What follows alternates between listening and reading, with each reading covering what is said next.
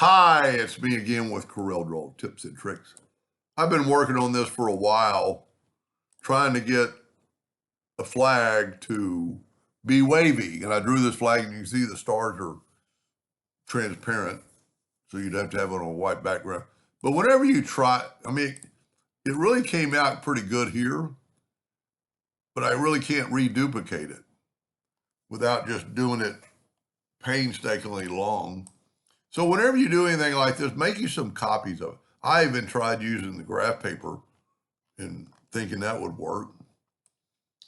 So the best thing I found to work is click on it and then get the attract and repel. I don't really think it matters.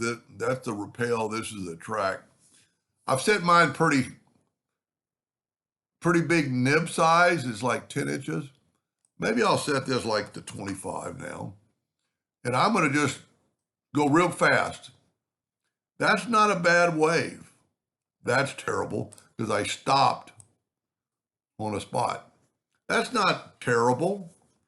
But then, you could try your 50%. No, what did I have? 25? Well, let's go 75%. This is how fast stuff reacts.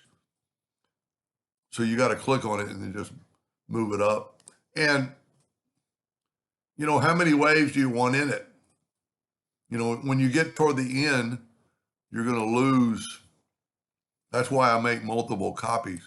And I'm talking about going pretty fast because you can really mess stuff up. That's not a bad wave.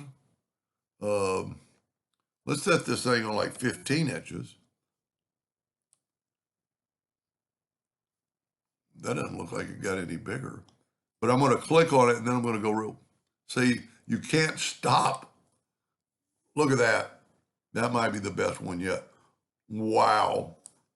I'm pretty happy with that. I think that's going to be a keeper. So that's what I was saying. Instead of having to go back up, just do this. Now, of course, I'd have to go and make the stars white now because I was having it on a white background. And I guess you could still, if you were going to use something like that and you forgot to do it, you could use a smart fill on white and painstakingly fill in these stars on white.